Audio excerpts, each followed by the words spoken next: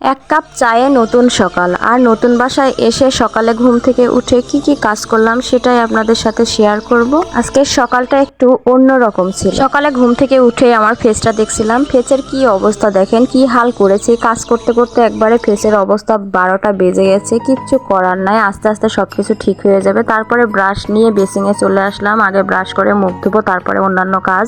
আমার অনেক দিনের স্বপ্ন ছিল এরকম একটা বাসায় থাকবো, বেসিংয়ের সামনে ব্রাশ করব, মুখ ধুবো, আমার প্রাণটা যেন একবারে শান্তিতে ভরে যাবে। কখনো মুখ ফুটে বলা হয় নাই ওইভাবে, কারণ এরকম বাসার ভাড়াটা অনেক বেশি। কেন জানি না আমার এই মনের ভিতরের কথাটা হয়তো আপনাদের ভাইয়া বুঝতে পেরেছিল, তাই আমাকে না জানিয়ে, আমাকে কোনো কিছু না বলে এরকম একটা সুন্দর বাসা আমাকে উপহার দিয়েছে। যদিও বা এটা আমার নিজের বাসা না, ভাড়া বাসা, তারপরেও তো যে কয়দিন আছি নিজের মতো করে, নিজের বাসার মতো করে আর কি থাকতে পারবো। তারপরে আমি রান্নাঘরে চলে এসেছি এখানে চা বানানোর জন্য। ভাবলাম যে বারান্দায় গিয়ে একটু নতুন নতুন মিষ্টি মিষ্টি রোদে দাঁড়িয়ে চা খাই। তারপরে এই তো অলরেডি চা পাতি দিয়ে দিয়েছি, আর কি সুন্দর একটা ঘ্রাণ বের হচ্ছিল চায়ের।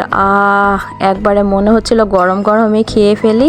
এই যে স্টিলের গ্লাস দেখতেছেন, এই গ্লাসে ছাড়া আমার চা খাওয়া যেন জমেই না, কারণ আমি অনেক বেশি চা খাই, অনেক চাকর। এক মগ চা না ছাড়া যেন আমার প্রাণটাই ভরে। আমার জীবনে আজকের সকালটা বেস্ট সকাল ছিল। এরকম সকাল আগে কখনো আমি অনুভব করি নাই বা উপভোগ করি নাই। এই সকালের মতো কখনো আমার কোনোদিনও কোনো সকাল যায় নাই। আমি ভীষণ খুশি ছিলাম। আর একটা বিষয় আপনাদের বলতে ভুলেই গেলাম, আমার এই বেলকনি থেকে কিন্তু আপনাদের ভাইয়ার অফিস দেখা যায়। সে যদি ছাদে এসে হাই মারে না, আমাকে দেখতে পাবে, আমিও একটা হাই মেরে। আমি জানি তোমরা আমার সবাই ভিডিও দেখবে, আর তোমরা সবাই আমার বাসায় বেড়াতে আসবে, আর সবার কথা আমার অনেক মনে পড়ে, অনেক কষ্ট লাগে। হয়তো পরিস্থিতি একটু সামাল দিতে সময় লাগবে, কিছুদিন গেলে হয়তো তখন ভালো লাগবে আমার। এখন তো মাঝে মধ্যে মন খারাপ করবে, আর মন খারাপ করলেও নিজেকে সামলাতে হবে, কারণ অসুস্থ হয়ে গেলে একা বাসায় কেউ দেখার লোক নাই। এখানে তো আর তোমাদের মতো কেউ নেই যে আমাকে সাহায্য করবে। তাই সবসময় নিজেকে ভালো রাখার চেষ্টা করব। আর তারপরে তো চা খেয়ে আমি রান্নাঘরে চলে আসলাম, আর ছোট একটা সেলফ নিয়েছিলাম। ভাবলাম যে এই সেলফে আমার হালকা পাতলা রান্না যেগুলো প্রয়োজনীয় সবসময় লাগবে সেগুলো হাতের কাছে রাখি, তাহলে একটু সুবিধা হবে। হালকা পাতলা কাজগুলো সেরে নিলাম। আমার আবার দুপুরে রান্না করা লাগবে, কারণ এখন তো আপনাদের ভাইয়া বাসায় খেতে আসবে, তার জন্য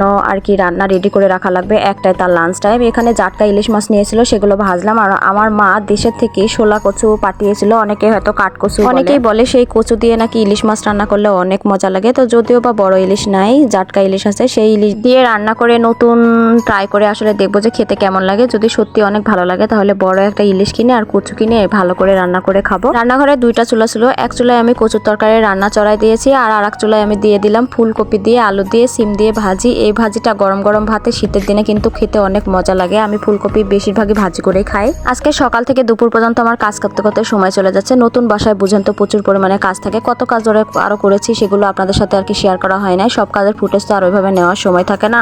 তো অলরেডি এদিকে আমি তরকারি ঝোল দিয়ে দিয়েছিলাম, মাছ দিয়েও দিলাম। এর মধ্যে এখন যদি দিয়ে ধনিয়া পাতা তাহলে যে কি ভালো লাগতো। আসলে আমার ভাই ধনিয়া পাতার গন্ধ সহ্য করতে পারে না, আর এজন্য আর কি ধনিয়া পাতা দিই নাই। আর এদিকে দেখেন দুপুর হয়ে গেছে, ওই যে আপনাদের ভাইয়াকে দেখা যাচ্ছে হাই মেরে দিল। আর আমি এই তো গোসল করে রেডি হয়ে এখানে বিছানায় খাবার রেডি করছিলাম। নতুন বাসা, নতুন জায়গা, নতুন পরিবেশ, নতুন মানুষজন, সেজন্য ভাবলাম যে একটা নতুন জামা পরি। এজন্য আজকে একটা নতুন জামা পরেছি আর বিছানার উপর খেতে বসে গেছি। তাহলে আপনাদের সাথে বকবক করা বাদ দিয়ে এখন ভালো মতো স্বামী স্ত্রী ভাই ছেলেকে নিয়ে খাওয়া দাওয়া করি। সবাই ভালো থাকবেন, আল্লাহ হাফেজ।